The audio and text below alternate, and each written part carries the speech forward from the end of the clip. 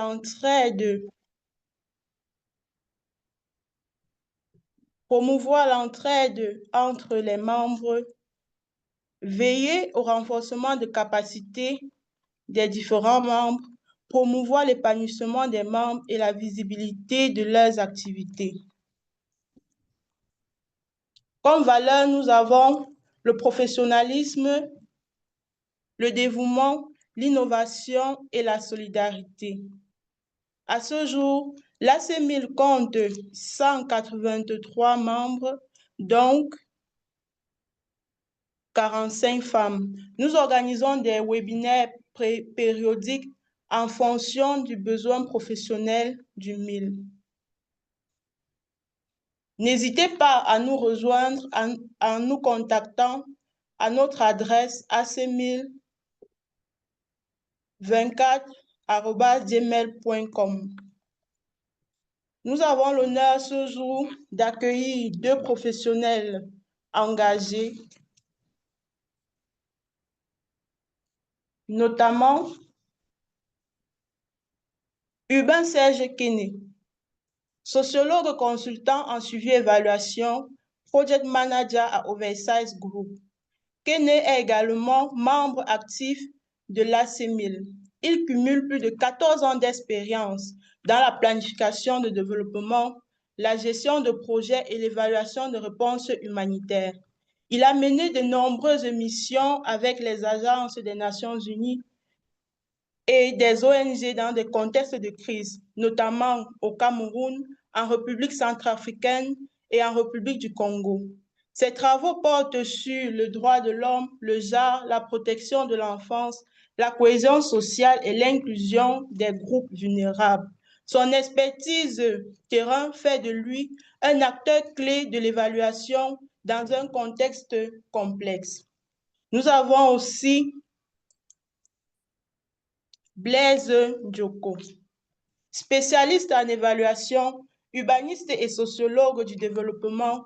Monsieur Blaise Ngodjo justifie de plus de 10 ans d'expérience dans le domaine humanitaire et du développement, notamment auprès d'ONG internationales et d'agences onusiennes.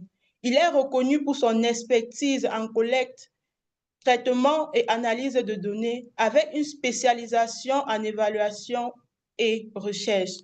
Son profil pluridisciplinaire et son engagement dans l'action terrain enrichissent les réflexions sur l'efficacité et la durabilité des interventions humanitaires.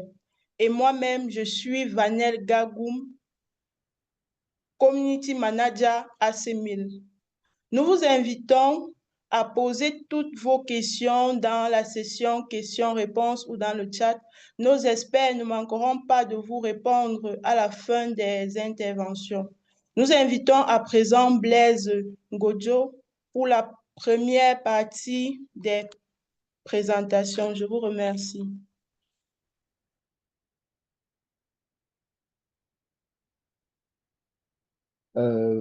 Bonjour, chers participants, bonjour Vanel, bonjour à tous. Merci pour cette parole. Et moi, je vais vous, comme Vanel vous a dit, je suis Blaise Gojo. Je vais vous entretenir en fait sur la première session de cette thématique, de naviguer entre urgence et reconstruction. Comment évaluer l'impact de l'action humanitaire sur la cohésion sociale en Afrique? Slide.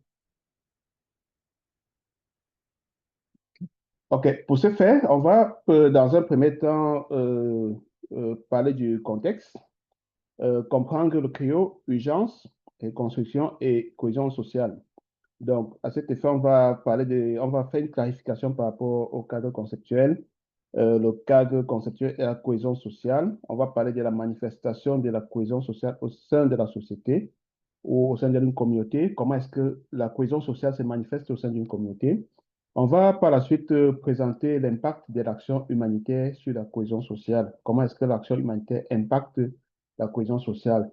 Et on va aussi aborder le pourquoi de la cohésion sociale et son importance. Donc, par la suite, on va regarder la stratégie pour une action humanitaire inclusive. Dans la deuxième partie qui va être présentée par par mon collègue Serge. On va parler de l'évaluation de l'impact sur le lien social et en présentant les méthodes innovantes. Donc, l'évaluation de l'impact, qu'est-ce que c'est? Les approches de l'évaluation de l'impact et le mini-baromètre de la cohésion sociale du CRS, Catholic Relief Service. Merci. Pour ce qui est du contexte, on peut dire que les conflits durent de plus en plus longtemps. Le nombre total de conflits dans le monde ne cesse d'augmenter et l'aide humanitaire, 80% de l'aide humanitaire s'adresse à des populations vivant dans des zones en conflit. L'OCDE projette qu'en 2030, 80% de la population mondiale vivra au sein d'États fragiles. Le financement de l'aide humanitaire ne suit pas les besoins. Donc, l'Afrique fait face aux multiples crises humanitaires, sécuritaires et climatiques qui génèrent des besoins importants suite à des déplacements. Et l'on assiste aussi à des déplacements massifs des populations à la suite des catastrophes naturelles et ces conflits, ainsi que l'insécurité alimentaire qui est de plus en plus croissante dans ces zones. Cela Donc, on a parlé des déplacements massifs des populations et avec ce que cela peut engendrer, tels que l'insécurité alimentaire et les besoins de plus en plus croissants. On est confronté à des millions de personnes on est confronté à des millions de personnes qui sont dans des situations de faim, de manque d'eau potable et les besoins en termes de santé et l'accès à l'éducation qui devaient être de plus en plus limités pour ces populations en déplacement. Dans un contexte de crise, dans ce contexte de crise, la cohésion sociale est menacée. Il est important donc de choisir des solutions durables aux causes profondes qui deviennent de plus en plus nécessaires. Le sommet mondial 2016 dans la nouvelle façon de travailler recommande l'approche Nexus humanitaire développement. Les deux résolutions de conflits du Conseil de sécurité des Nations Unies ont inclus la paix dans le triple Nexus, d'où HDP. Slide. Euh, Toujours en lien avec le contexte, on peut parler de la particularité de l'action humanitaire. L'action humanitaire a cette particularité qu'il y a plusieurs phases. On a l'urgence qui est déclenchée à la suite d'une crise soudaine. Donc, lorsque la crise déclenche, lorsqu'on a une catastrophe naturelle ou bien une épidémie ou un conflit qui survient, on est dans la phase d'urgence et à cette partie-là, il faut absolument faire quelque chose à l'instant. Donc, il est important aussi qu'on puisse présenter un peu les thèmes d'urgence, post-urgence et développement. L'urgence se concentre sur les besoins immédiats suite à des conflits et des catastrophes. Donc, quand il y a, à l'instant que survient la crise, l'urgence doit se concentrer sur, sur les besoins immédiats des populations dans cette situation-là. On a ensuite post-urgence qui vise au redressement et à la stabilité à moyen terme. Le développement qui viendra ensuite c'est focalisé sur des solutions durables à long terme. C'est pour cette raison que tout à l'heure, on a parlé de l'approche Nexus qui intègre effectivement ces trois éléments. La réactivité. Souvent, dans l'action humanitaire, il faut, quand il y a une urgence, mobiliser rapidement les ressources humaines et matérielles pour répondre aux besoins. La temporalité, on peut aussi parler de la temporalité comme particularité de l'action humanitaire parce que l'action humanitaire apporte des solutions immédiates aux problèmes. Les besoins, on parle aussi des besoins. L'action humanitaire repose sur une orientation des besoins vers les besoins des populations vulnérables, afin d'assurer une aide pertinente et efficace. Donc, voilà quelques éléments qu'on peut présenter pour ce qui est du contexte de l'action humanitaire.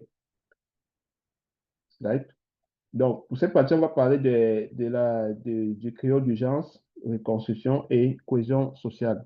Quels sont les liens entre ces éléments et comment est-ce que ces éléments peuvent se manifester dans une société?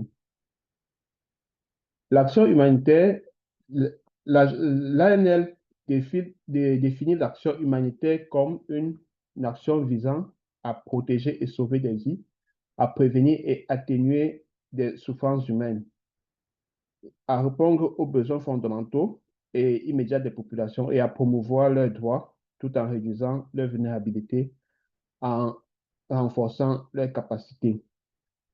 L'urgence ici fait partie est une situation soudaine et inattendue qui crée des besoins immédiats, des besoins humanitaires immédiats et significatifs. Et ces besoins-là nécessitent une réponse rapide et une réponse rapide et coordonnée pour protéger la vie et réduire les souffrances. Cela comprend donc comme élément qui peut engendrer cette situation-là, on a des conflits, les catastrophes naturelles qui deviennent de plus en plus fréquentes, les conflits armés, les épidémies et les autres menaces sur la santé, telles que certaines épidémies et la sécurité des biens et des populations. Face à l'urgence, la réponse humanitaire doit être immédiate et efficace pour éviter des pertes de vie ou des souffrances massives. Donc, dans des situations où il y a l'urgence, il faut intervenir rapidement pour pouvoir atténuer, pour pouvoir réduire les souffrances et augmenter l'aggravation des dégâts. Donc, pour cette raison-là, on a des solutions qui peuvent être adaptées, telles que la distribution des nourritures et de l'eau, les soins médicaux et soutien psychologique, l'hébergement temporaire et la protection des populations vulnérables. C'est là.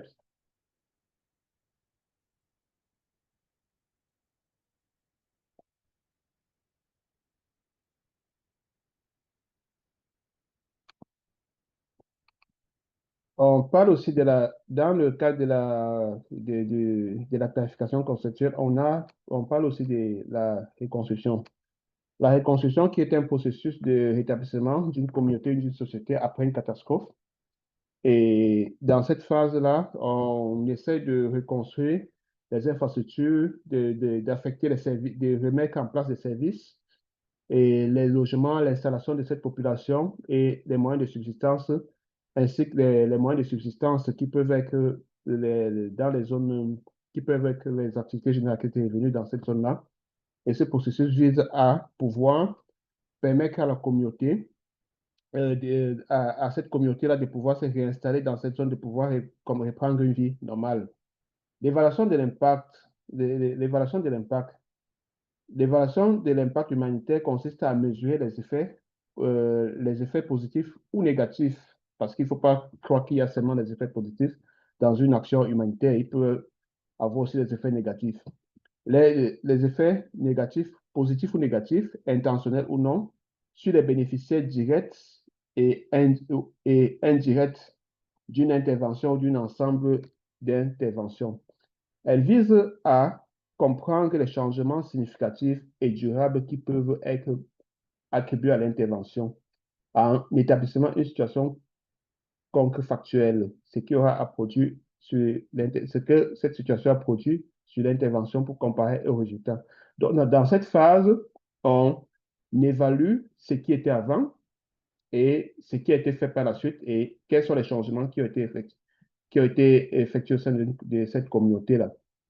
On va parler maintenant de la cohésion sociale. La cohésion sociale qui est cette capacité d'une société à assurer le bien-être de tous ses membres en tenant compte de la diversité des personnes et en encourageant leur participation active à la vie sociale.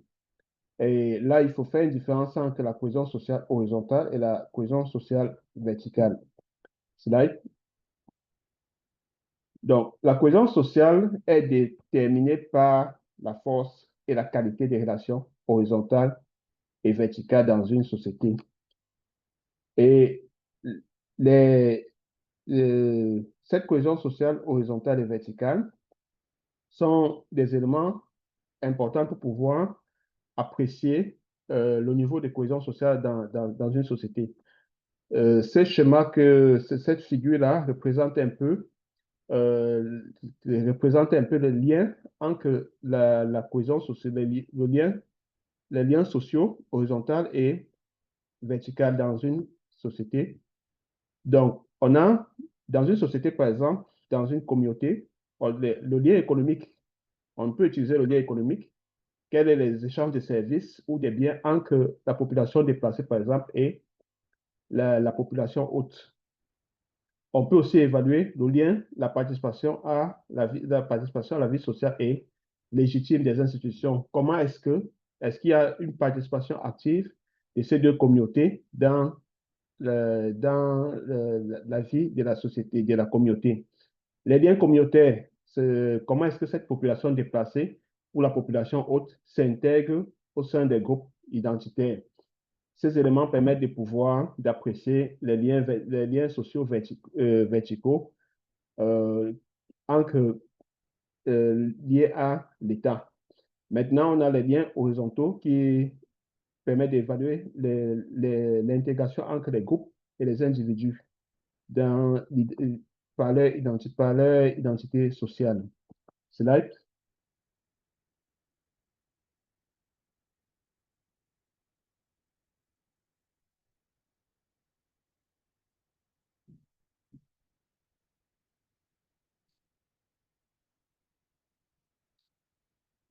Merci.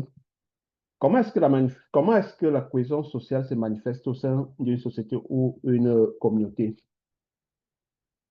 La cohésion sociale, la cohésion sociale se manifeste dans la sphère, la cohésion sociale se manifeste dans la sphère sociale, dans les sphères sociales, politiques et économiques par des attitudes et des comportements suivants.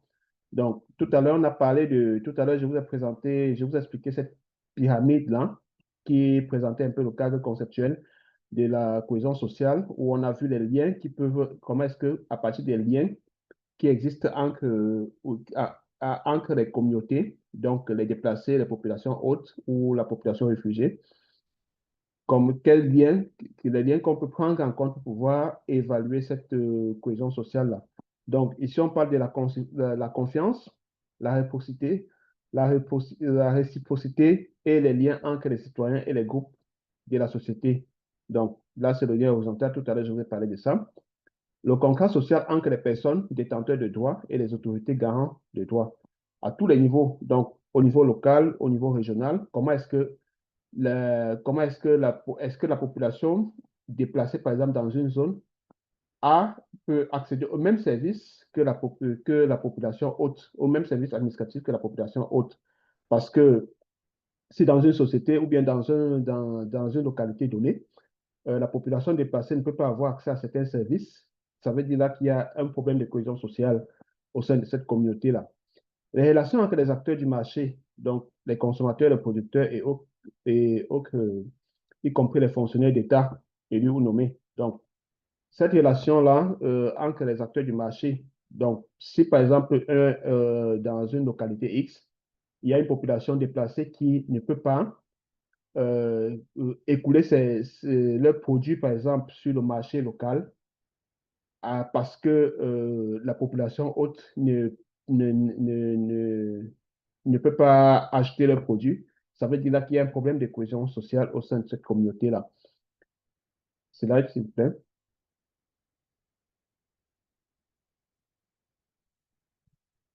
Donc, l'impact de l'action humanitaire sur la cohésion sociale, comment est-ce que l'action humanitaire impacte sur la cohésion sociale?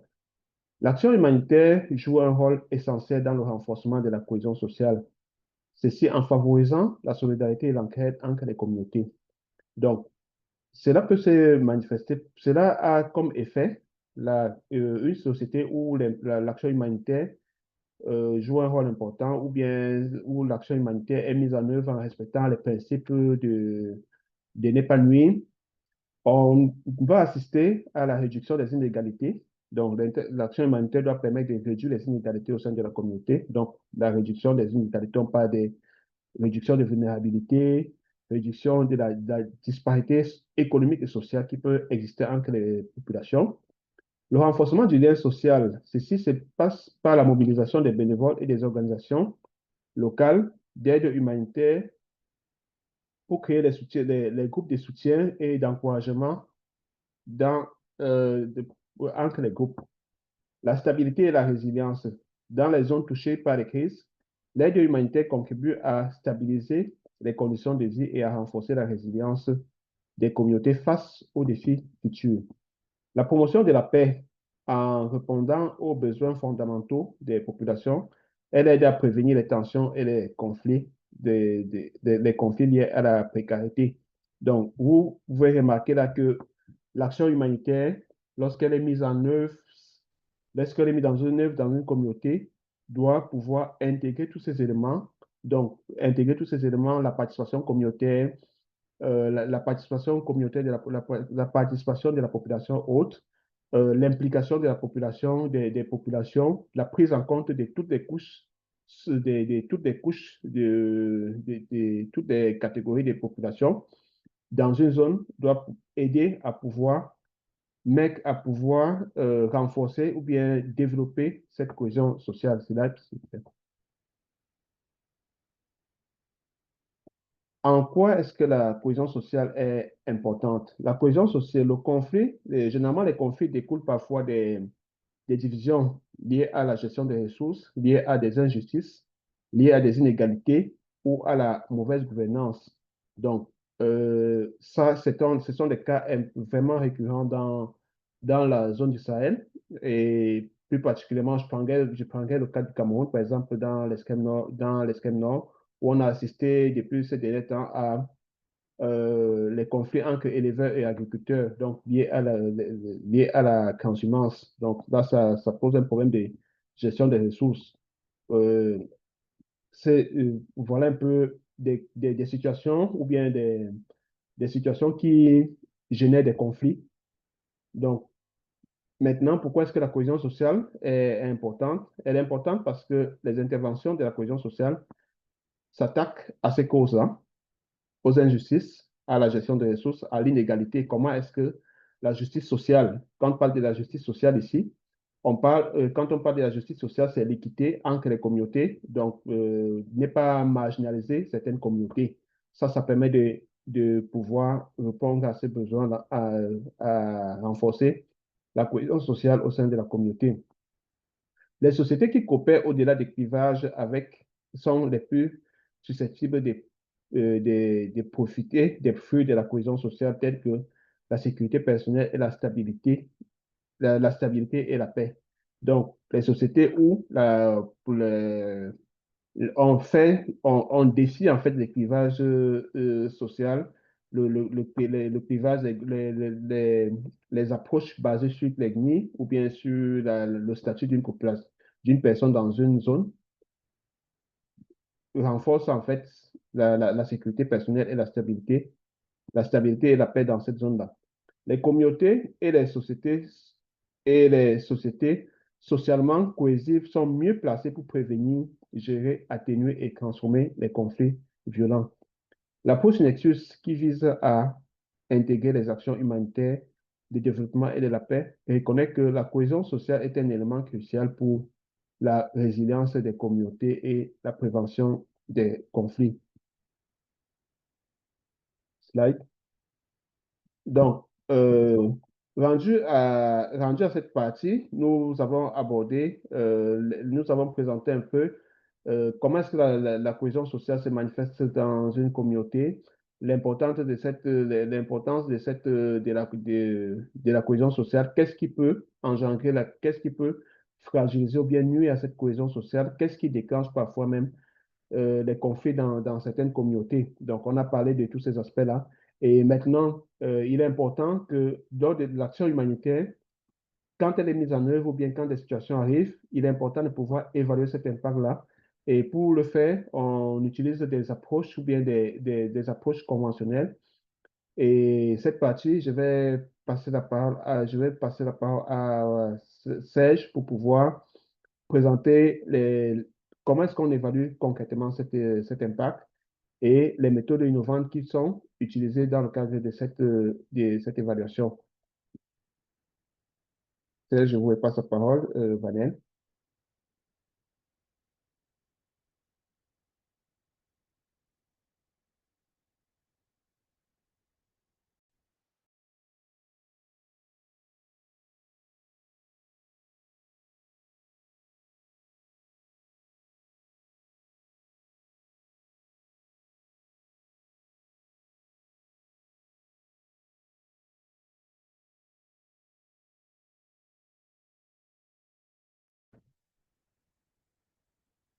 Je passe la parole à la modératrice pour pouvoir introduire cette section sur l'évaluation de l'aide humanitaire et les liens, les méthodes innovantes.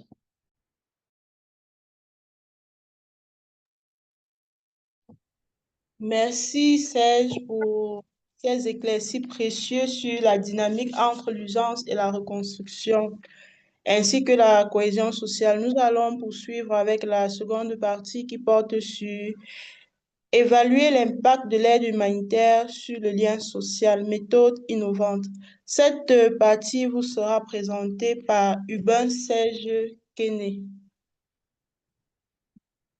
Merci beaucoup, Vanel, pour cette parole donnée. Merci à Blaise qui a fait ce premier travail théorique qui nous a permis de mieux cerner le cadre conceptuel des questions autour de urgence, reconstruction et cohésion sociale. Il est question essentiellement dans cette deuxième partie d'amorcer la partie qui vise à nous amener à comprendre comment évaluer l'impact des actions humanitaires sur la cohésion sociale en Afrique. D'entrée de jeu, il est question pour nous de dire d'abord ce que c'est que l'impact, l'évaluation d'impact en tant que tel. C'est d'abord une évaluation qui se veut rétrospective. Cela signifie qu'on passe en revue des activités qui ont été mises en œuvre antérieurement. Mais il ne s'agit pas seulement de se concentrer, il s'agit précisément de se concentrer sur des questions d'impact et utiliser des méthodes particulières qui aident justement à mieux cerner l'impact des interventions humanitaires dans un contexte donné. Slide.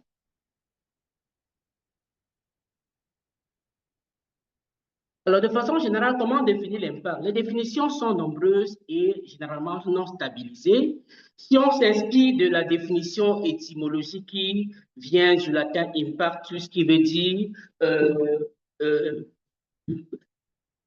attaquer un effet particulier. On a également la définition de l'Organisation de coopération et de développement économique qui précise que l'impact, c'est les effets à long terme positifs et négatifs, primaires et secondaires, induits par une intervention directement ou non, intentionnellement ou non.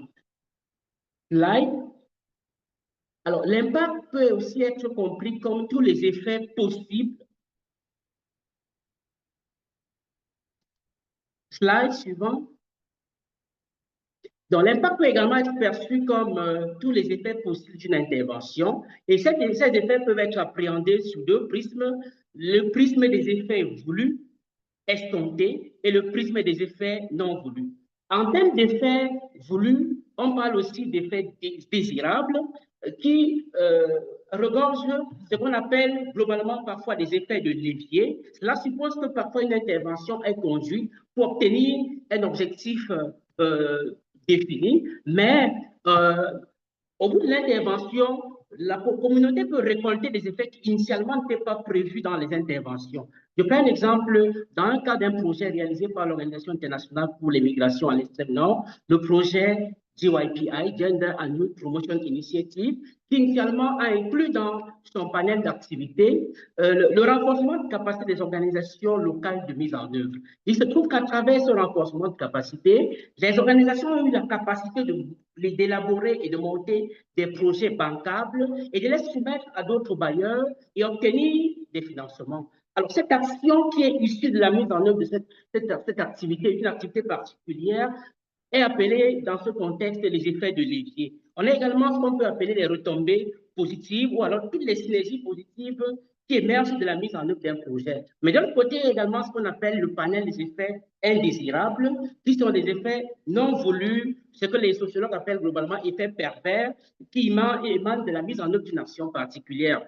Alors, c'est tout ce qui rentre dans le cadre de ce qui est également appelé cercle vicieux, ou alors les effets d'aubaine et de déplacement, encore appelés également effets de substitution, qui découlent justement du fait qu'initialement, dans le contexte de la mise en œuvre du projet, on n'a pas planifié des effets spécifiques, mais qui peuvent émerger. On va voir tout à l'heure que dans le cadre, par exemple, des projets qui visent à élaborer et mettre en œuvre des forages, alors, des populations sont amenées, par exemple, à mettre sur pied des comités de gestion des points d'eau et au cours de son fonctionnement, le comité de gestion d'un point d'eau peut avoir des effets indésirables liés, par exemple, au détournement des fonds qui sont réunis par les communautés pour les petites activités d'entretien par des artisans réparateurs de ces points d'eau. Point suivant. Alors, de façon générale, on peut également appréhender l'évaluation d'impact à partir de la méthode. Alors, à partir de la méthode, il s'agit dans un premier temps de se concentrer sur les questions relatives aux effets. Et la principale est celle de savoir dans quelle mesure l'intervention a réellement fait la différence. Il vise également à prouver autant que possible le lien entre l'intervention évaluée et les changements qui sont observés et relevés dans la communauté considérée. Il s'agit également de faire la part entre le rôle de l'intervention et celui d'autres facteurs qui peuvent être contextuels ou politiques et même économiques dans certaines conditions. Slide suivant. Alors, de façon générale, qu'est-ce qui fait la différence entre une évaluation d'impact et d'autres évaluations? Il faut noter d'entrée de jeu que toutes les formes d'évaluation utilisent des méthodes classiques qui visent à collecter les informations auprès des principaux acteurs qui sont au cœur de la mise en œuvre d'une intervention, mais aussi de tous les bénéficiaires, du faisceau de bénéficiaires qui participent également, alors qui bénéficient de l'intervention. Mais à côté de cela également, il faut noter que l'évaluation d'impact concentre davantage l'attention sur des outils d'appréciation des impacts et c'est une évaluation dans laquelle la rigueur est portée sur la démonstration de la causalité. On veut voir quels sont les faisceaux de relations qui peuvent aboutir à des changements au sein d'une communauté. Et l'importance est également accordée à la prise en compte d'autres types de facteurs qu'on va voir tout à l'heure à travers la trilogie des facteurs économiques, sociaux, culturels et politiques. Slide.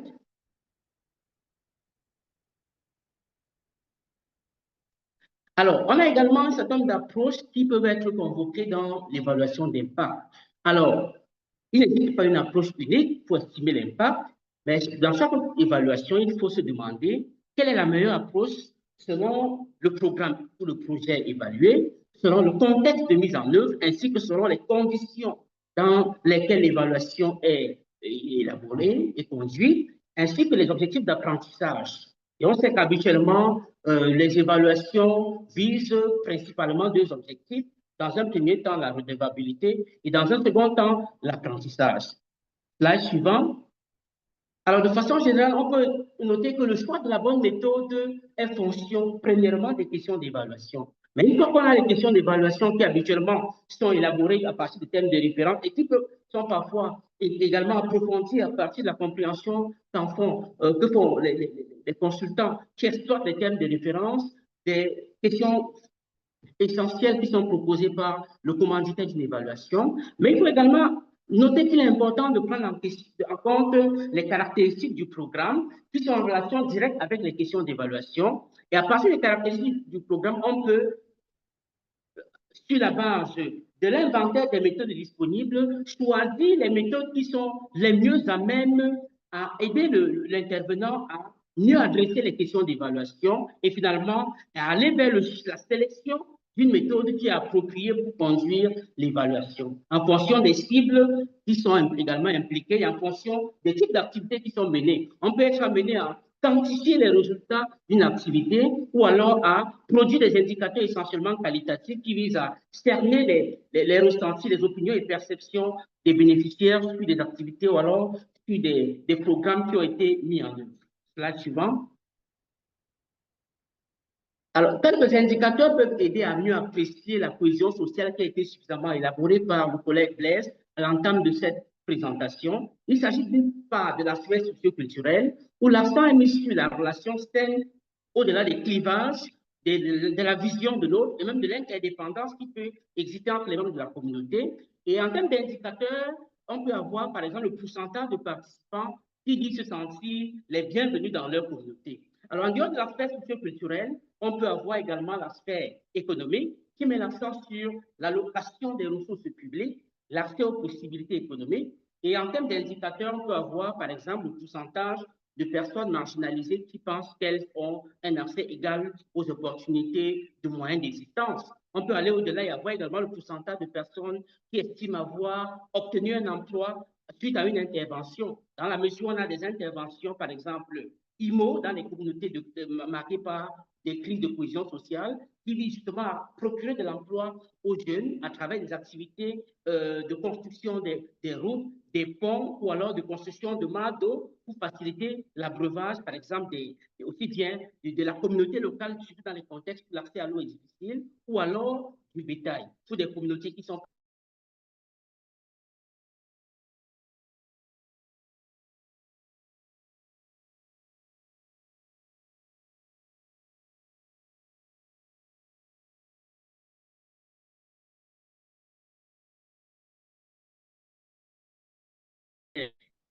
alors, en termes d'indicateurs objectivement mesurables, on peut avoir le pourcentage de personnes qui font confiance aux institutions publiques clés pour agir avec justice. On peut aller plus loin dans la consultation du panel des indicateurs qui a été élaboré spécifiquement pour des questions de cohésion sociale, en élaborant, en tout cas en consultant la banque des indicateurs de cohésion sociale proposée par une organisation humanitaire qui est bien connue, Catholic Relief Service, qui a été évoqué tout à l'heure par le collègue Blaise.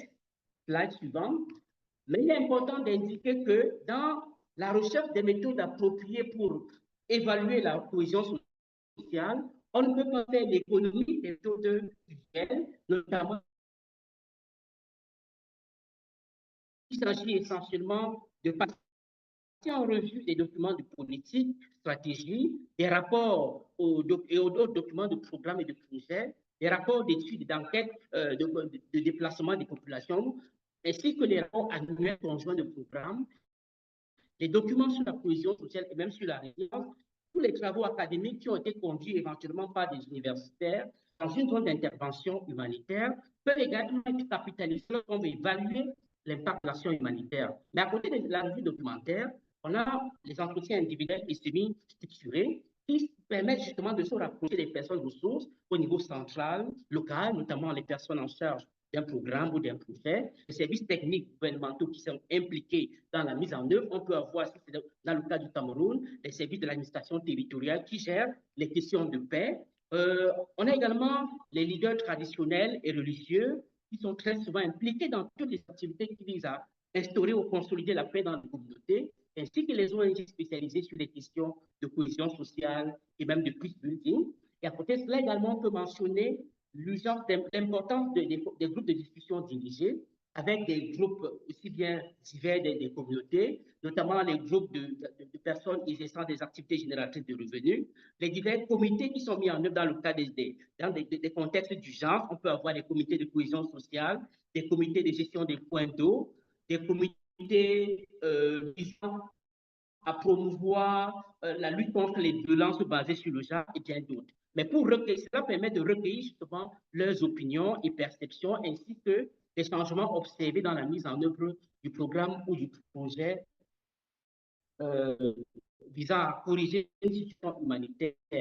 Et il est aussi important d'indiquer que, en raison de ce que beaucoup de programmes visant à instaurer la cohésion sociale ont une forte dimension à la mise en œuvre des infrastructures, notamment les points d'eau, les espaces de sécurité pour les femmes, il est important de mobiliser l'observation directe pour pouvoir ces changements induits dans les programmes en matière d'infrastructures, de résilience et de cohésion sociale. Alors, à côté de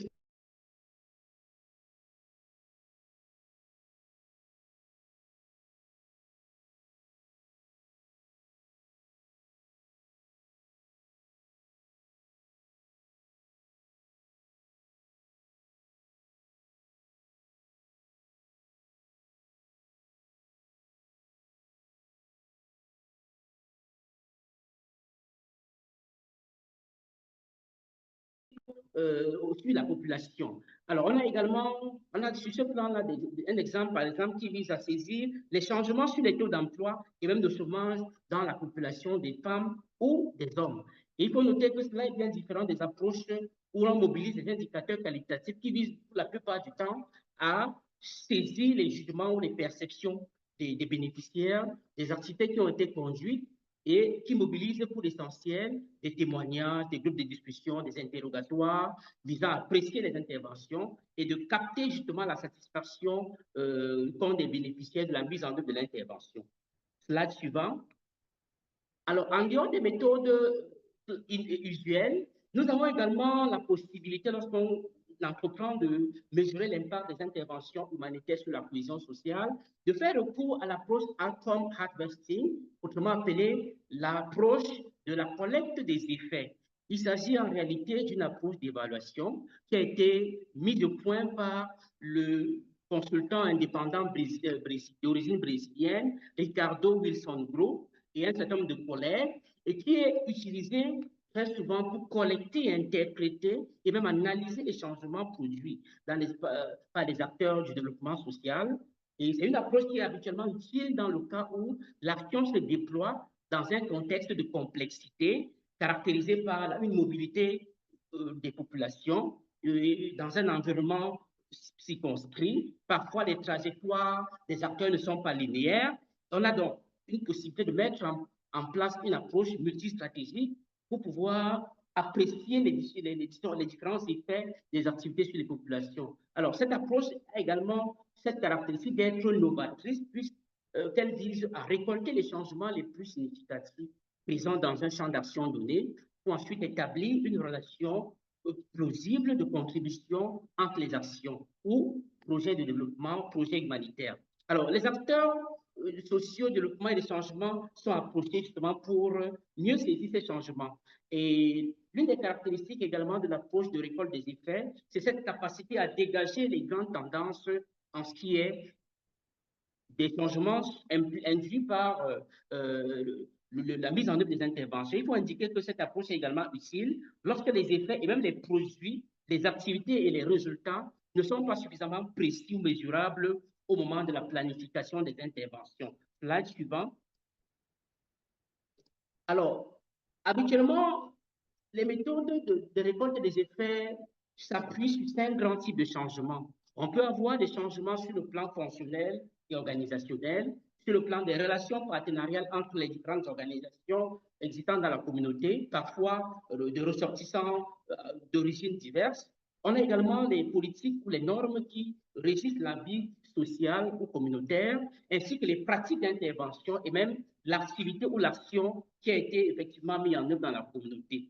Alors, le slide suivant nous permet de passer en revue les principales méthodes qui sont, ou alors les étapes que l'on suit habituellement lorsqu'on entreprend d'utiliser l'approche de récolte des effets dans une démarche d'évaluation de la cohésion sociale. Dans un premier temps, on voit bien qu'il s'agit de concevoir la récolte des effets en identifiant les utilisateurs à qui est destinée la récolte et qui est, à partir d'un processus de collecte des données, il s'agit de préciser ou alors de définir l'objet même de la récolte en précisant les questions qui seront utiles pour guider cette récolte.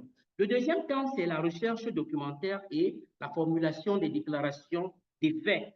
Il s'agit essentiellement de passer en revue, comme on a vu précédemment, les rapports d'évaluation antérieures, parfois des communiqués de presse ou autres documents utiles qui parfois mettent en évidence des décisions fortes qui ont été prises, par exemple, pour sanctionner des dirigeants peu vertueux dans la mise en œuvre de certaines interventions et qui, justement, ont des effets dans la communauté.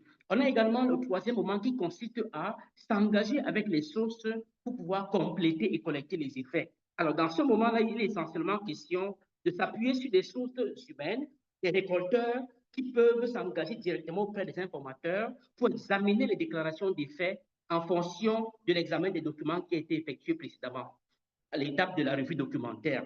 Il y a aussi l'étape de la corroboration des effets qui consiste pour les utilisateurs de passer en revue les effets finaux ou prioritaires des interventions pour vérifier justement ce qui a été fait et apprécier avec précision la crédibilité de ces actions qui ont été conduites.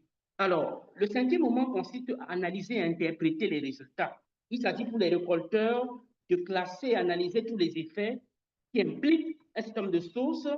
De façon générale, elles peuvent être également liées aux objectifs et stratégies des personnes qui sont mobilisées dans l'implémentation de l'action. Et le sixième moment consiste à soutenir l'utilisation des résultats de l'action. Donc, voilà globalement les actions qui conduisent à l'approche de la récolte des effets, qui est une approche qui est essentiellement une approche permettant de générer des informations sur des effets inattendus ou alors attendus d'une intervention. Et c'est une approche aussi qui utilise le sens commun habituellement pour engager les personnes assez facilement et ainsi que différentes méthodes de collecte telles qu'on l'a vu précédemment. Slide suivant. Alors, en termes de limites et de défis, c'est une approche qui s'appuie sur un savoir-faire, qui exige du savoir-faire et du temps, ainsi qu'une bonne connaissance de l'actualité pour identifier et formuler des descriptions de haute qualité. Alors, on note habituellement que seuls les effets que les informateurs connaissent sont parfois capturés dans ce modèle et la participation de ceux qui ont influencé les effets est cruciale. Il va sans dire que les biais liés à l'absence peuvent jouer un tour sur la qualité des résultats qu'on obtient dans l'approche de récolte des effets. Il peut être aussi difficile pour certains participants de s'engager dans une méthode qui exige un travail à rebours, c'est-à-dire de commencer par des changements qui ont été observés dans la communauté. Point suivant. Alors, de façon générale, il n'est pas évident d'anticiper sur les impacts à plusieurs niveaux. Sur le plan technique, par exemple, à côté de l'effet attendu d'une intervention auprès des réfugiés, qui peut être, par exemple, d'obtenir des réfugiés qui sont autonomes et formés pour l'entretien des forages, on a très souvent on peut avoir des effets inattendus liés, par exemple, à la création d'entreprises de réparation des forages qui n'ont pas été initialement programmés. Sur le plan des impacts économiques, on peut attendre, par exemple, d'une intervention que la caisse villageoise soit alimentée par le paiement de l'eau. Mais de façon inattendue, la caisse peut également permettre de venir au secours des membres indigents de la communauté. Alors, sur le plan social, très souvent, une intervention dans un camp de réfugiés peut s'attendre à ce que les enfants du camp soient en meilleure santé. Mais du simple fait que les enfants soient en meilleure santé, l'effet inattendu qui se produit, c'est que les enfants libérés de la corvée d'eau, étant en meilleure santé, peuvent aller à l'école. Alors, sur le plan financier, on peut également avoir le fait que, en termes d'effets attendus, la constitution d'une caisse pour l'entretien d'un forage peut être définie dans le projet, mais en termes d'effets inattendus, l'argent de la caisse peut être détourné à d'autres fins par des personnes en charge de la gestion. On peut avoir cette même dynamique au niveau de l'aspect organisationnel. Slide suivant. Alors, en dehors de l'outil de la récolte des effets, les partenaires du secteur humanitaire ont également imaginé et mis en œuvre ce qu'on appelle le mini-baromètre de la cohésion sociale qui a été mis en œuvre par Catholic Relief Service en 2020. Il s'agit d'un outil innovant qui permet de mesurer les opinions sur le niveau de cohésion sociale dans une zone définie à partir de 18 indicateurs centrés essentiellement sur des questions socio-culturelles, économiques et politiques à partir d'un contexte circonscrit qui peut être celui d'un pays, d'une sous-région, d'un district, d'une communauté ou alors de tout autre périmètre désigné en fonction du contexte d'intervention. Et cette approche peut être utilisée en baseline d'une évaluation pour mieux cerner le contexte de mise en œuvre des activités de cohésion sociale et en inline pour évaluer les résultats qui ont été qui découlent de la mise en œuvre de l'intervention. Et il est clair donc que c'est une approche qui vise globalement à évaluer et renforcer la cohésion sociale dans les communautés divisées. Alors, en termes d'étapes d'administration du baromètre de cohésion sociale, 5 étapes ont été décrites par le Catholic Relief Service. Il s'agit dans un premier temps de développer une vision commune de la cohésion sociale, ensuite d'administrer la grille d'évaluation de la cohésion sociale, en troisième lieu, d'agréger les données et analyser les perceptions de la cohésion sociale par les membres de la communauté et les différentes parties prenantes, ainsi qu'identifier les mesures à prendre pour arriver à une société où règne la cohésion sociale et enfin, en 5e étape, d'arriver à un consensus sur la meilleure voie qu'il convient de suivre. Alors, en dehors de ces 2 approches que nous présentons, il est important de souligner que plusieurs autres types d'approches sont utilisées dans l'évaluation d'impact de façon générale. Il y a notamment des approches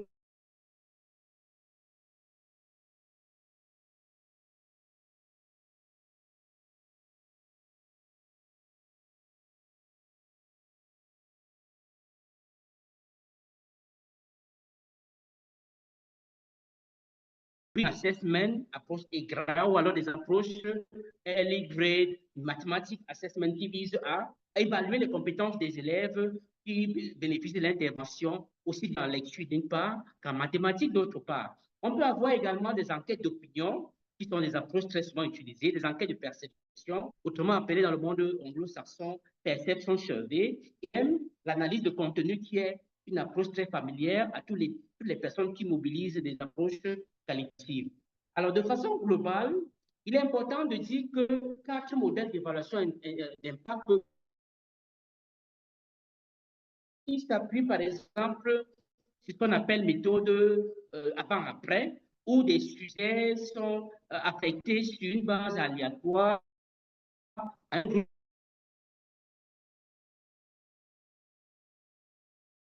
après sur une population touchée, groupe d'intervention, groupe de comparaison, qui permettent aussi de saisir les changements observés dans une communauté suite à une intervention. À côté de cela également, la troisième approche, c'est la comparaison à d'un groupe touché par le projet ou par et d'un groupe témoin non équivalent. Il s'agit essentiellement de partir des données d'un groupe témoin non équivalent sélectionné comme modèle pour pouvoir apprécier les effets de l'intervention dans la communauté. Et en dernier lieu, nous avons l'évaluation rapide, qui est très souvent conduite dans des contextes où on n'a pas suffisamment de temps pour pouvoir conduire les interventions. Et donc, certaines évaluations donnent lieu qu'à des examens, des groupes qui sont touchés par des projets, tandis que d'autres utilisent des groupes témoins correspondants pour mieux apprécier les effets de l'intervention approfondie dans le cadre des échanges. Et pour ne pas conclure, il est important de rappeler qu'on a vu avec le collègue Blaise que l'évaluation d'impact de l'action humanitaire sur la cohésion sociale permet de dépasser la seule urgence pour pouvoir mesurer comment l'aide renforce ou alors peut contribuer à fragiliser les liens des interventions plus durables, plus sensibles aux dynamiques locales. Et une intervention également, une évaluation qui couvre la voie à une aide plus inclusive, en répondant justement au principe du nexus qui vise à intégrer les préoccupations humanitaires, de paix et de développement dans une approche plusieurs aussi bien qualitative que quantitative, dont on ne peut se passer dans une approche évaluative, en tenant compte toujours, comme on l'a dit tout à l'heure, du contexte de l'intervention et des activités qui ont été conduites dans le cadre de l'intervention. Il faut dire finalement que nous avons une opportunité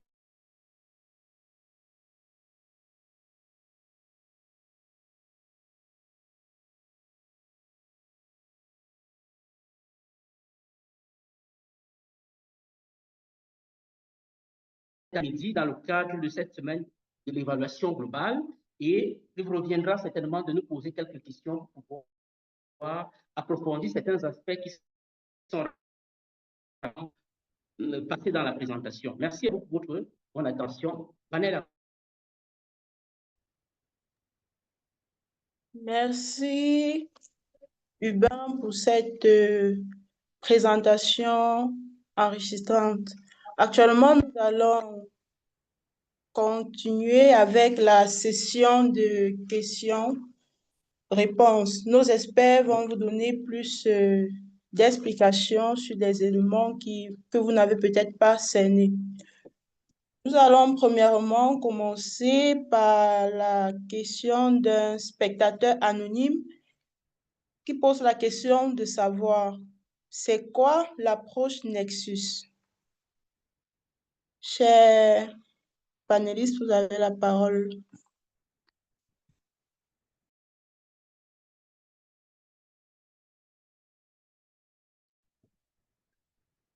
Merci, Vanel. L'approche Nexus, ce qu'on peut dire de l'approche Nexus, c'est que c'est une stratégie en fait qui vise à relier l'aide humanitaire, le développement et la consolidation de la paix. C'est pour répondre, comme on a dit tantôt là, à des besoins plus prolongés et complexes. Donc, on veut passer en fait de l'état de l'action humanitaire qui visait essentiellement à venir dans l'urgence et la résilience de développement, mais faire le lien entre faire développer des activités qui vont permettre que ce soit dans la phase de l'urgence, déjà préparer le développement à partir de cette phase-là. Donc, comme élément clé qu'on peut prendre en compte dans l'approche dans l'approche Nexus, on a la réponse, par exemple, des besoins immédiats des populations et le renforcement, par exemple, de la résilience des communautés, ceci en intégrant déjà les aspects ou bien les actions de développement dans la résilience. L'autre aspect aussi, c'est de pouvoir favoriser la stabilité et la paix. Cela passe par la réduction des causes profondes des conflits. Donc, dans une communauté, lorsqu'on met en œuvre, par exemple, des actions, déjà à la phase d'urgence, il faut éviter de mener des activités qui peuvent être la source de certains conflits plus tard. Donc, cette approche Nexus, l'approche Nexus, donc, prend en compte tous ces aspects-là dès le début d'une action, d'une urgence, en fait.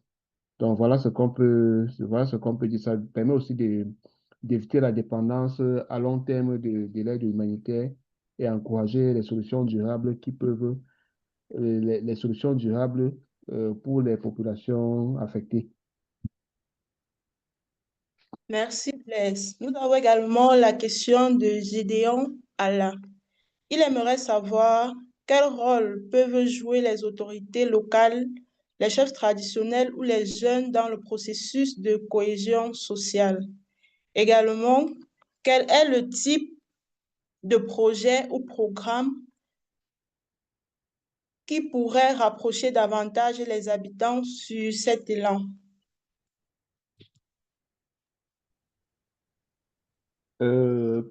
Pour cette question sur le rôle que peuvent jouer les autorités locales dans ce processus de cohésion sociale, je voudrais déjà mentionner que ce sont des acteurs très importants et très stratégiques en fait dans la cohésion sociale au sein des communautés en Afrique. Leur rôle, que ce soit le rôle des autorités, les jeunes, les chefs traditionnels, les jeunes, ils jouent un rôle vraiment clé dans la cohésion sociale. Je veux prendre l'exemple les autorités locales, par exemple. Ils facilitent, par exemple, le dialogue entre les communautés.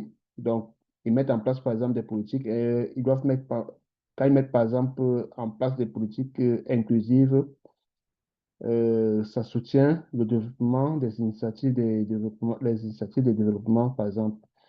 Les chefs traditionnels, ils ont ce rôle de pouvoir de médiateur naturel déjà dans nos communautés. On sait quel est le pouvoir, bien quel est le rôle de ces autorités au sein des communautés.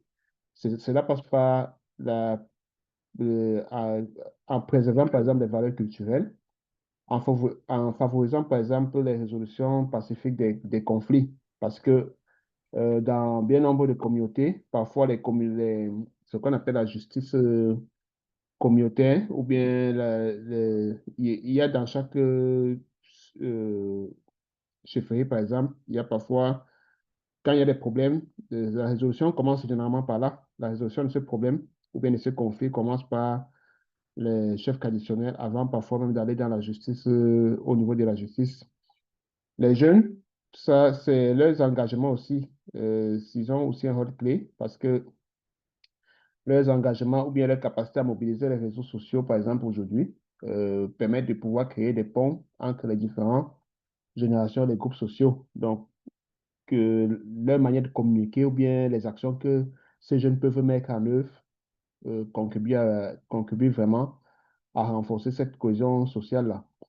Le deuxième volet de la question, pardon, je crois qu'il parlait des projets et programmes pour... C'est ça?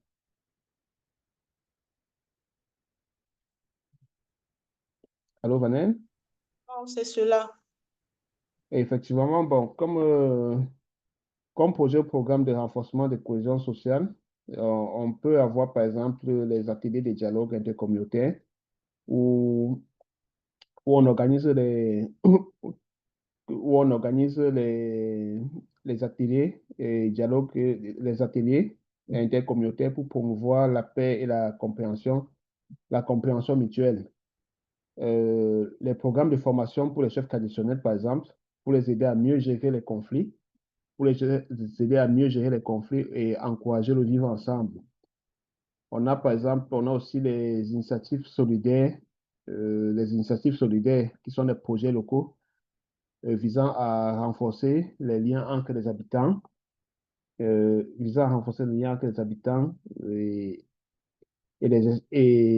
dans les espaces de rencontre, par exemple. Ça favorise aussi la cohésion sociale, la dynamique aussi des associations dans les localités. On a aussi les plateformes d'accès, on a aussi dans certaines villes, dans certaines zones en fait, des stratégies de développement durable qui peuvent être axées sur la cohésion sociale et l'entraide. Donc, les objectifs, par exemple, d'un projet, les objectifs visés par un projet, par exemple, peuvent favoriser la cohésion sociale. Donc, on a, par exemple, parfois on parle de plans d'action solidaires qui sont des stratégies qui sont mises en œuvre pour favoriser le développement durable et la gestion des ressources naturelles. Donc, voilà ce que je peux dire par rapport à cette question. J'espère que la personne que j'ai dit, je crois, va trouver les éléments de réponse dans mes propositions. Merci. Nous avons Madame Charlotte Sidouane Gong qui aimerait savoir, est-ce que l'action humanitaire est-elle toujours un facteur de cohésion sociale?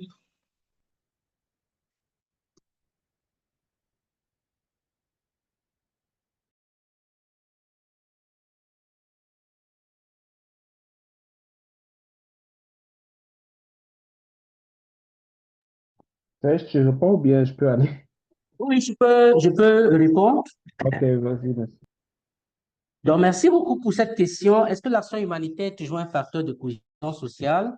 Alors, c'est clair d'entrée de jeu que l'objectif de l'action humanitaire, c'est très souvent de, de créer une forme de régulation sociale dans les contextes de crise en essayant d'aplanir les conflits potentiels qui peuvent surgir dans des contextes marqués par des mouvements de population ou alors des contextes post-crise où des populations doivent aller à la recherche, par exemple, d'un abri. Alors, on a des cas spécifiques dans lesquels des actions humanitaires peuvent avoir des effets pervers dans les communautés. En 2020, nous avons mené une intervention, une évaluation d'un projet mené par le HCR au nord du Cameroun, dans le village Manurigara. Alors, il se trouve que l'activité du HCR consistait à apporter un secours aux réfugiés centrafricains qui, du fait de la crise, avaient traversé pour se retrouver au nord du Cameroun.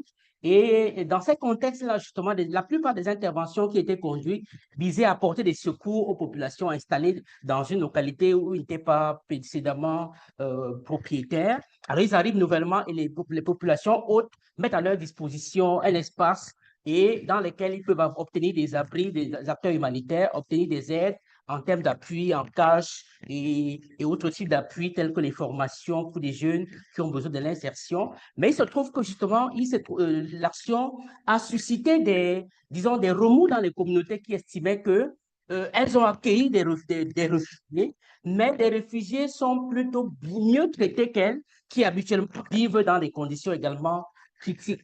Alors, il a fallu justement revoir la stratégie d'intervention pour pouvoir organiser, intégrer des activités au sein de la communauté qui puissent prendre en compte les besoins des populations locales pour apaiser les tensions ou alors les crises nées de la conduite de la mise en œuvre des interventions humanitaires. C'est pour vous dire qu'il y a des situations où on a pu observer effectivement que l'action humanitaire peut produire des effets inattendus, voire des mécontentements des communautés d'intervention, où des réfugiés, par exemple, des populations déplacées, retrouvent une population haute qui s'est comportée de façon hospitalière vis-à-vis d'elle et qui ne bénéficie pas de la même attention de la part des acteurs humanitaires. Donc voilà pourquoi dans les approches de cohésion sociale, il y a une forme de dynamique qui vise à intégrer toutes les formes de population que l'on rencontre, aussi bien les populations de réfugiés, les populations hautes et même les populations déplacées, pour éviter justement que ne se mettent en place des dynamiques conflictuelles. Donc voilà ce qu'on peut dire pour répondre à cette préoccupation. Et d'ailleurs, il y a des cases de paix qui sont construites dans la plupart des communautés marquées par la coexistence entre plusieurs communautés d'origine différentes pour essayer d'aplanir les différends qui s'observent de temps en temps. Donc, c'est une composante qui est déjà prise en compte dans les actions dans un contexte de crise de cohésion sociale. Voilà ce que je peux dire pour répondre à cette préoccupation. Merci.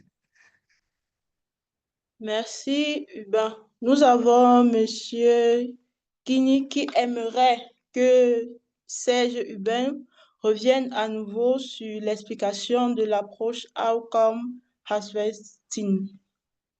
OK, merci beaucoup. Alors, je l'ai dit d'entrée de jeu, l'approche Outcome Harvesting, autrement dit l'approche de récolte des effets, que l'on définit aussi comme l'approche de collecte des preuves, vise principalement à capter ce qui a changé suite à une intervention, pour voir dans quelle mesure est-ce que l'intervention a contribué au changement au sein d'une communauté.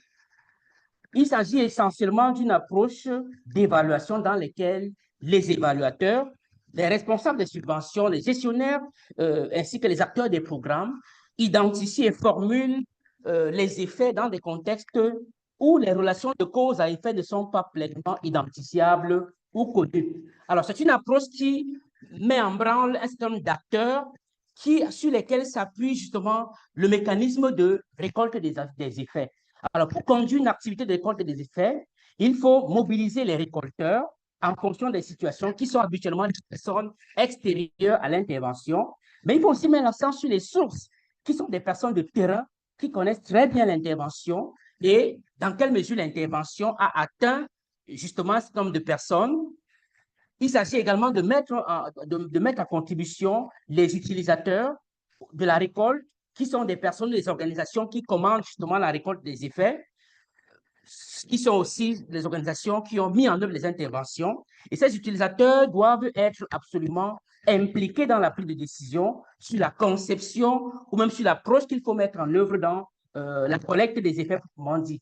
Mais à côté de ce panel d'acteurs, on peut également mettre à contribution les acteurs sociaux tels que les individus, les groupes, les communautés ou autres organisations et institutions qui ont changé du fait des interventions de façon prévue ou imprévue. Tout à l'heure, on vous a cité le cas dans un contexte où l'on décide, par exemple, de construire des points d'eau pour subvenir aux besoins des populations déplacées en matière d'accès à l'eau potable.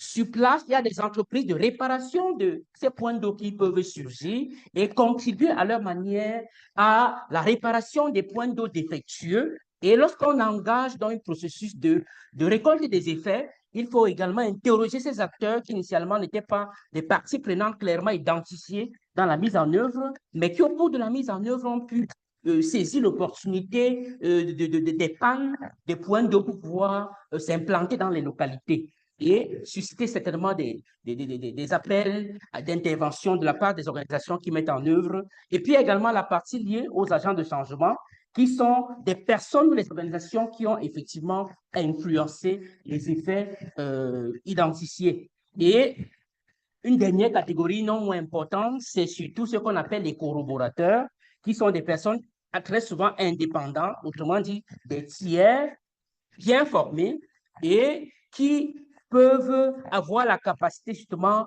de saisir les effets ou qui sont prêts à partager ce qu'ils savent des récolteurs, des effets qui ont été effectivement conduits. Alors, oui, Glory souhaite savoir davantage en quoi est-ce que cette approche est différente de l'approche stratégique.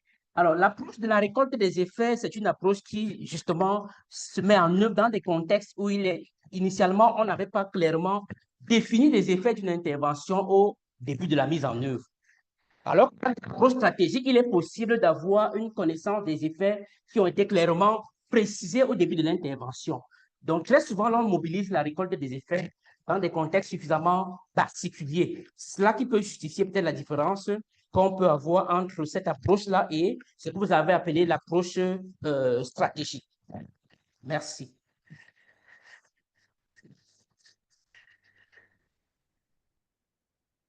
Nous avons également Madame Kenny qui pose la question de savoir comment faire pour intégrer les ONG.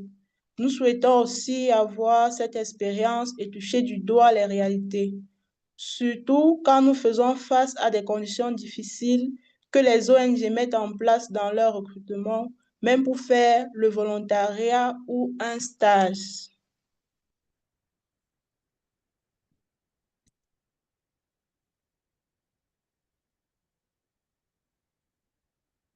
La question, c'est à Blaise ou je peux la répondre également? Tu peux la répondre. OK. Alors, comment faire pour intégrer les ONG? Habituellement, il y a des backgrounds qui prédisposent des jeunes diplômés à intégrer des ONG. C'est-à-dire qu'il y a un habitus à conduire des activités associatives dès les classes universitaires qui donnent des prédispositions à pouvoir intégrer les ONG. Intégrer les ONG, c'est aussi développer sa capacité à s'intéresser à l'action humanitaire. Au-delà des compétences académiques que l'on acquiert, il y a des compétences dont les ONG ont besoin pour mener des activités que les jeunes, par exemple, qui sollicitent des positions, des postes dans les ONG n'ont pas habituellement. C'est tout le lot de certifications qui existent pour se spécialiser dans un domaine particulier. Dans la mesure où l'action humanitaire, c'est un monde qui regorge d'une panoplie de champs d'activité. Par exemple, nous sommes dans le domaine du suivi et évaluation. Cela signifie qu'il faut développer en plus des compétences académiques, des compétences spécifiques qui vous permettent d'être apte à évaluer des projets humanitaires et suivre éventuellement les projets humanitaires. Il faut également développer des compétences pour mieux cerner le champ de l'action humanitaire et la plupart des thématiques qui sont abordées, notamment les questions de protection transversale, les questions de santé, avec une ouverture sur la santé, les questions de santé qui sont les plus souvent courantes dans le champ humanitaire, les questions de peace building, les questions de WASH, même de genre. Donc, bref, il y a un ensemble de certifications qui est important également d'avoir dans son corpus, disons, dans son CV, pour pouvoir doper son parcours. Et il faut également être à l'affût des opportunités, puisqu'il y a des plateformes qui, effectivement, à travers lesquelles on recrute. Nous avons, par exemple, la plateforme AC1000, qui est une association et qui dispose d'autres plateformes de communication, d'information concernant les recrutements. Il va sans dire que les jeunes qui sont à la recherche d'opportunités et qui n'ont pas accès à des plateformes de partage d'informations sensibles aux emplois peuvent ne pas avoir accès à ces opportunités. Donc, il faut aller à l'affût des informations, être sûr qu'on a des profils et qu'on est également visible sur des plateformes professionnelles. Aujourd'hui, on a par exemple Viadeo, LinkedIn, qui est une des plateformes très populaires. Est-ce que c'est sûr que les jeunes qui sont à la recherche des emplois sont suffisamment identifiables et ont des profils qui sont régulièrement mis à jour et visibles sur des plateformes des professionnels qui habituellement recrutent au quotidien sur ces plateformes? Donc, c'est autant d'opportunités qui s'offrent aux jeunes qui ont besoin d'avoir accès à des ONG. Merci beaucoup.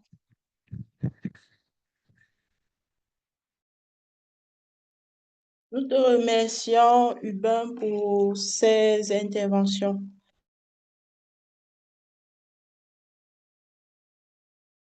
Actuellement, nous allons vous apporter vos différentes contributions.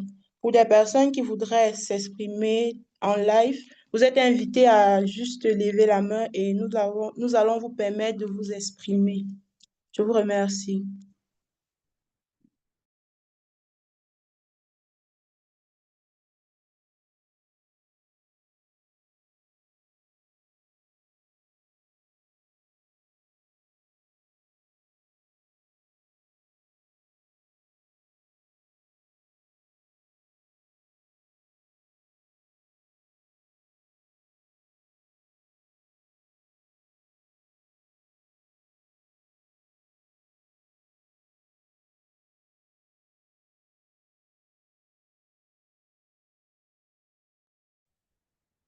Est-ce que vous avez des commentaires ou d'autres questions?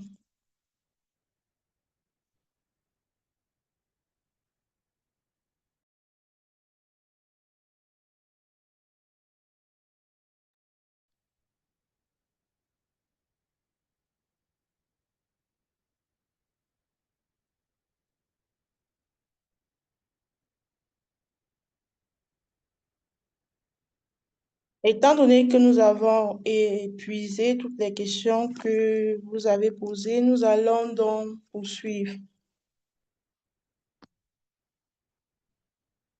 Nous disons merci à nos experts, Blaise Ndjoko, Hubin Serge Kene, pour la richesse de leurs interventions. À la Allô, Manel? Oui, Nous avons deux mains levées dans le chat, celle de Pierre Stéphane et ensuite celle de Gauthier.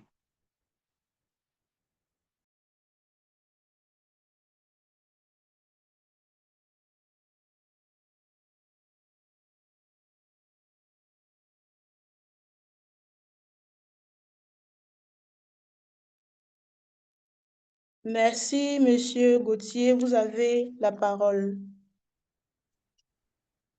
Bonsoir à tous et à toutes. La question est celle de savoir, est-ce qu'il y a des missions humanitaires dans le monde où vous avez mené des suivis, des évaluations et qui ont porté leurs fruits? Parce que, à mon analyse, il me semble qu'il faut questionner même la finalité de ce qu'on appelle généralement aide humanitaire. Parce que lorsque je fais une lecture de toutes les crises qu'il y a eu, qui ont cours dans le monde, la plupart des grandes crises humanitaires, je me rends compte que toutes ces aides, que ce soit même le suivi et même les évaluations, n'ont jamais atteint leur objectif. Et que des années plus tard, lorsqu'on revient sur le site, on se rend compte que rien n'a pratiquement changé. Nous savoir, est-ce que de manière concrète, cette aide vraiment, cette tautologie, aide vraiment à atteindre les objectifs humanitaires? Est-ce que derrière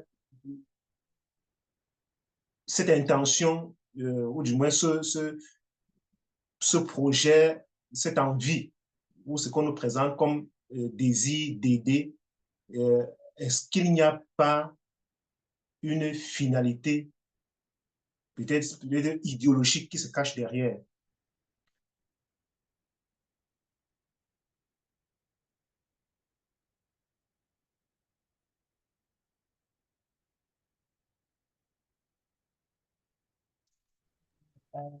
Merci, je pense que c'est la question de Gauthier. Oui, c'est bien la mienne. OK. Alors, Gauthier pose la question qui tourne globalement autour de la notion d'efficacité de l'aide au développement. Alors, il est important de noter que c'est une vieille querelle où il y a beaucoup de travaux qui tendent à montrer que l'aide humanitaire n'a pas pour finalité de susciter un changement social radical dans les communautés en besoin d'aide. Mais il y a également des approches. Lorsqu'on observe comment fonctionne habituellement le monde humanitaire, l'essentiel des projets qui sont mis en œuvre dans les contextes humanitaires sont actuellement soumis systématiquement à des processus d'évaluation axés sur des critères qui permettent d'apprécier les effets de la mise en œuvre du projet sur les communautés. Et parmi ces critères, habituellement, on a le critère d'efficacité qui vise justement à passer en revue les résultats qui ont été obtenus à la suite d'une intervention. Et globalement, lorsqu'on lit les rapports d'évaluation, on peut bien se rendre compte que certains résultats tangibles sont obtenus. Parfois, dans certains rapports d'évaluation, on peut se rendre compte que pour le critère d'évaluation, la note obtenue est de 80%, 90%, parfois 100%, parce qu'on avait prévu distribuer des kits d'hygiène intime à 20 femmes indigentes. 20 femmes, par exemple, ont obtenu les kits d'hygiène intime. Mais le seul problème qui peut être posé justement à ce niveau, c'est la question de la durabilité de cette intervention.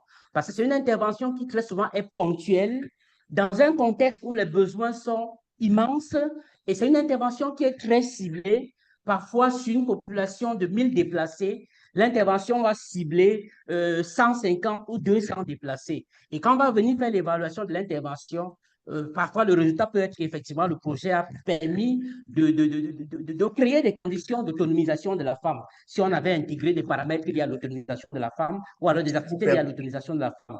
Mais on peut davantage questionner les résultats en essayant d'évaluer la portée sur un ensemble plus important de la population. C'est là où tout le débat que vous soulevez a certainement droit de citer. Donc voilà ce que je peux dire pour répondre un peu à votre préoccupation.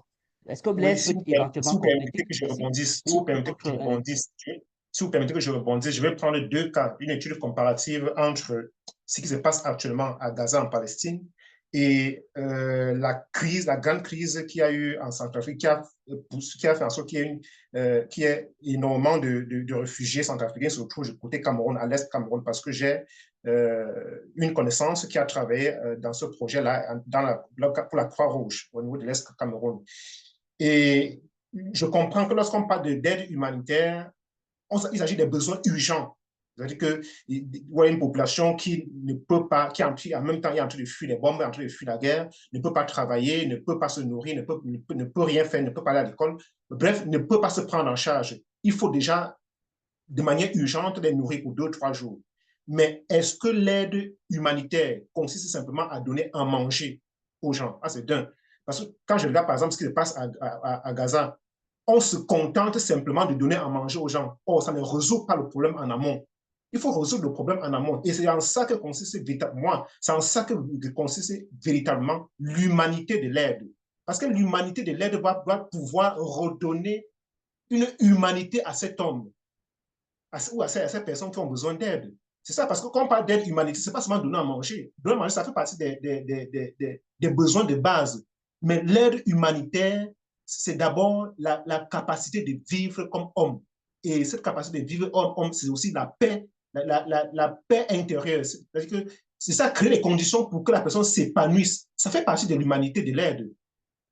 Est-ce que ce ne sont pas des données qu'il faut également, parce qu'aujourd'hui, quand on parle d'aide humanitaire, on voit seulement des sacs de riz et de lait qu'on va les distribuer aux gens.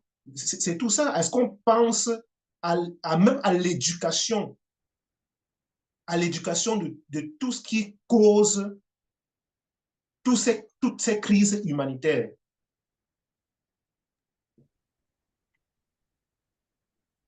Allô? Oui, oui.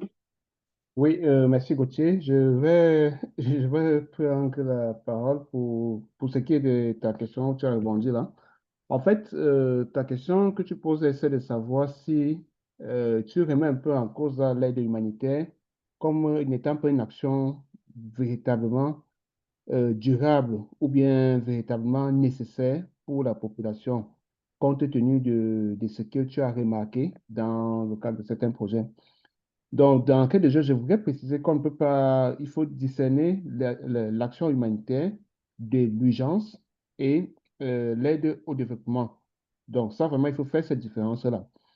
L'aide humanitaire vient répondre à des besoins urgents. Donc, quand il y a un conflit, par exemple, les populations se déplacent et généralement avoir, sans prendre la moindre chose pour leurs besoins. Donc, ce qui fait que cette population est dans une vulnérabilité physique, euh, physique et psychologique même.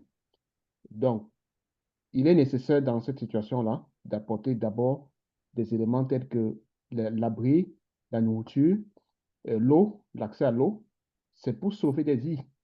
C'est pour sauver des vies dans des situations pareilles. On ne peut pas venir dans une zone d'urgence ou bien dans une zone de conflit, mener des activités qui entrent dans le développement telles que les activités génératrices de revenus, les activités génératrices de revenus, le développement de l'agriculture, etc. Donc, pour le moment, dans des situations pareilles, généralement, on doit apporter de l'aide, de la nourriture, etc. Tu es d'accord avec moi que dans un tel contexte, où il y a un conflit, tu ne peux pas dire, bon, comme il y a un conflit ou bien une inondation, tu vas aller faire les champs. Il faut d'abord qu'on puisse d'abord il faut d'abord qu'on sauve ta vie. C'est ce qui est important dans une telle situation. Et euh, c'est pour cette raison, donc parlant maintenant de la durabilité de l'action humanitaire, c'est en ce moment que c'est pour cette raison que l'approche Nexus aujourd'hui a été mise en œuvre. Comment est-ce que, par exemple, quand il y a un conflit dans une zone et que la population s'est déplacée, comment faire en sorte que cette population devienne résiliente face à tous ces bouleversements qu'il y a dans cet environnement-là et comment mener des actions qui vont être durables. Et je prends l'exemple tu as parlé, par exemple, de la nourriture uniquement. Non, ce n'est pas seulement ça qu'on fait dans l'action humanitaire. Il y a des activités de soutien psychologique, par exemple. Que ça sont des activités qui sont menées, qui sont vraiment des activités, des actions durables. Il y a les activités, par exemple, de résilience qui visent à accompagner les communautés dans l'amélioration de la qualité de l'agriculture, dans l'amélioration le développement des cultures et les formations. La cohésion sociale, par exemple, c'est pour pouvoir résoudre ce problème à la base, au fond. Donc, Allô, voilà Blaise? ce que je peux dire par rapport à ça. Oui, Vanel, j'ai terminé en fait. Merci. Nous rendons compte que cet échange est très enrichissant et pertinent. Cependant, nous devons continuer avec notre agenda. Néanmoins, nous allons passer la parole à Pierre-Stéphane, juste pour 1 minute. Ensuite, Vanessa. Merci. OK. Merci beaucoup. Je voudrais aborder trois éléments sur la question de l'évaluation. On parle beaucoup d'évaluation dans les activités, dans les programmes humanitaires, mais on a comme un sentiment que l'évaluation répond juste à une question d'efficacité, c'est-à-dire on a fixé un objectif, on veut faire les évaluations, mais on n'agresse même pas la question de l'efficience de ces évaluations, c'est-à-dire entre ce qu'on investit et ce qu'on a en retour de ces évaluations pour améliorer la qualité des programmes. Et enfin, la question de la redevabilité. Est-ce qu'on fait les évaluations seulement pour les bailleurs ou on fait les évaluations pour discuter avec les communautés avec lesquelles nous travaillons, des changements que nous percevons dans nos rapports? Et ça, ce sont des aspects, pour moi, que je n'arrive pas vraiment encore à situer dans tous ces débats que nous avons dans les évaluations. Est-ce que c'est juste un indicateur qu'on a coché parce qu'on a une ligne dans un budget ou c'est pour transformer nos programmes et assurer que les communautés avec lesquelles nous travaillons, pour lesquelles nous travaillons, elles aussi peuvent apprécier sur la base de ce que nous avons dans ces rapports-là, les résultats. Donc, de votre expérience, est-ce que vous pouvez aussi partager un peu qu'est-ce que vous avez appris de ces processus-là pour mieux nous édifier et mieux nous préparer à aborder la question des évaluations dans les organisations pour lesquelles nous travaillons? Merci.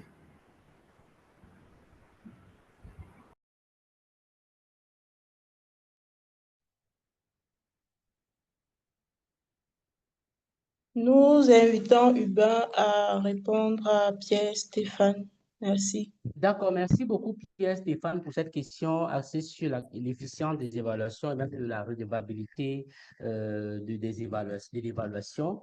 Concernant déjà la question de l'efficience que vous évoquez, alors vous parlez de l'efficience non pas en tant que critère d'évaluation qui vise à voir dans quelle mesure est-ce que les activités d'une intervention ont été mises en œuvre pour obtenir des résultats à moindre coût, mais davantage de l'efficience des évaluations en elles-mêmes. Alors, ça signifie que, est-ce que les coûts qui sont investis pour conduire une évaluation entraînent, disons, des retours sur investissement pour les organisations qui commandent ces évaluations? Alors, toute la question, toute la problématique est autour de l'utilisation même des résultats des évaluations.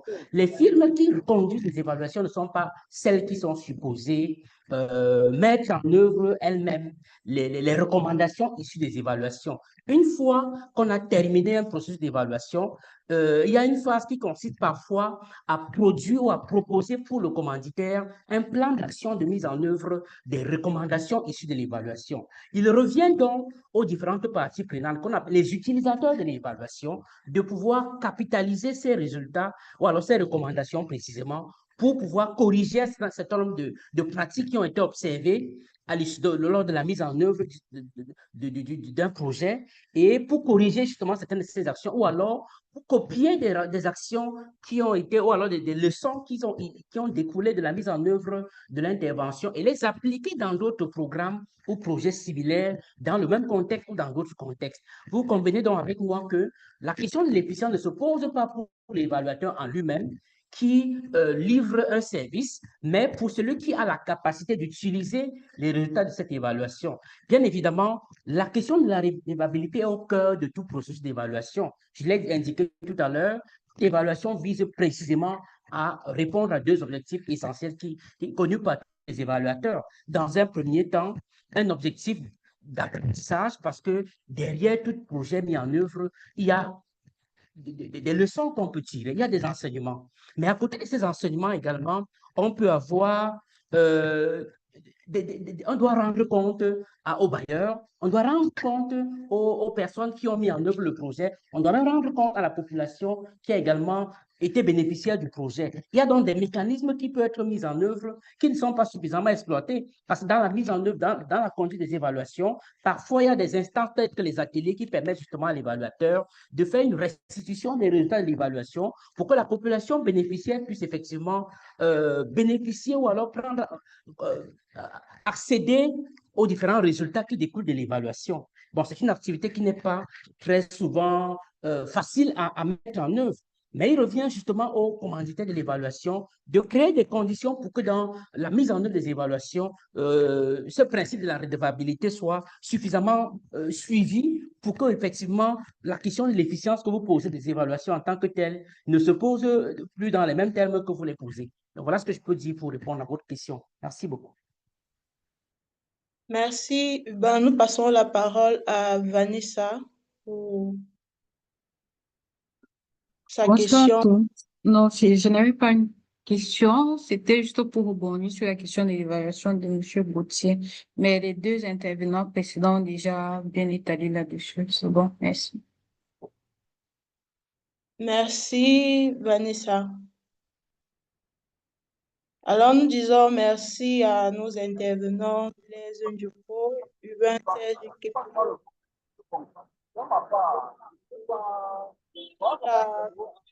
de leur intervention. Allô? Merci. Oui.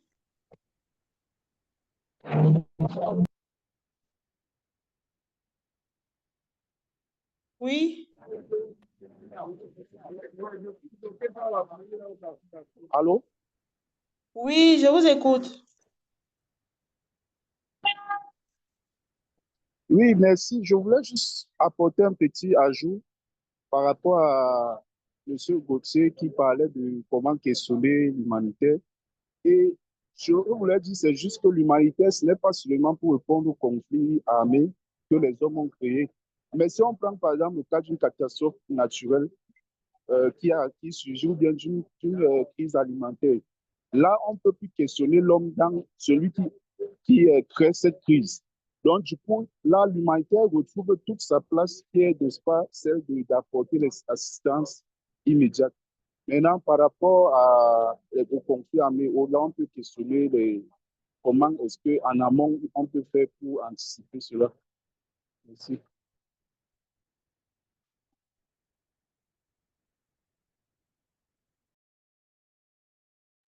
Merci, Jean-K, pour ta contribution. Nous allons poursuivre.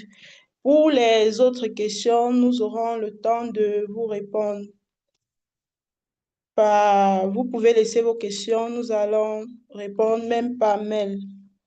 Alors, merci aux intervenants Blaise, Djoko, Hubin, Serge Kene pour la richesse de leurs interventions, à la CEMIL et la Global Evaluation Initiative pour le soutien.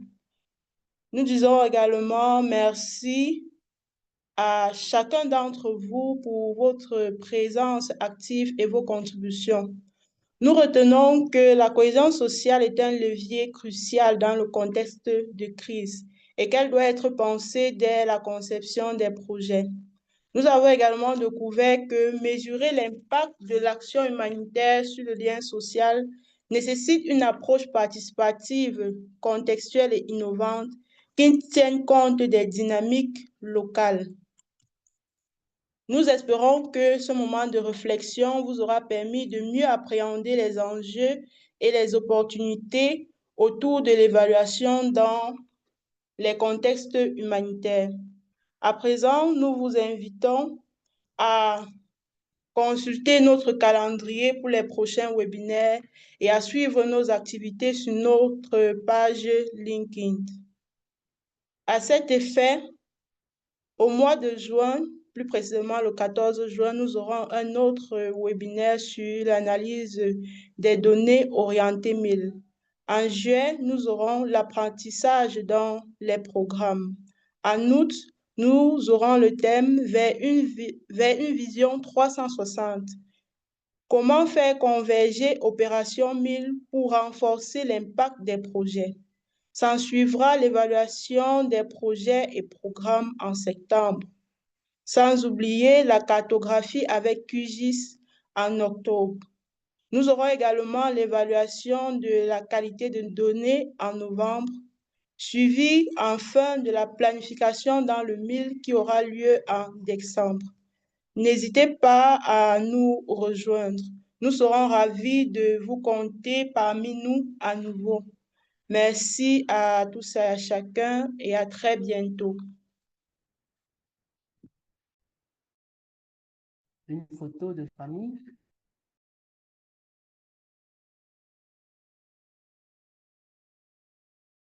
Oui.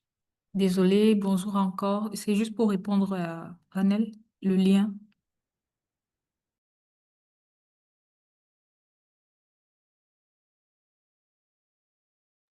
S'il te plaît, Francine, je n'ai pas suivi ta préoccupation.